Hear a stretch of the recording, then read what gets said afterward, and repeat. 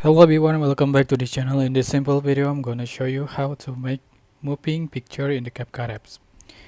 So in another word, how you can create moving object with CapCut.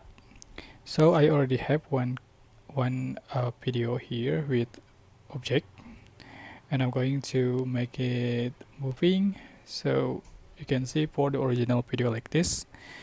So to make the moving object, I'm going to add the uh, keyframe. So you can find the keyframe button right here. Just click on it, and you can um, move the object. So the keyframe automatically added. And moving again. Alright, you can move and adjust for the size, and after you finish, so you can see for the final result like this.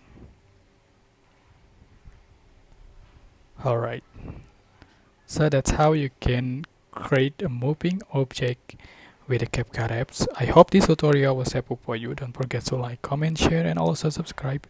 Thank you so much for watching.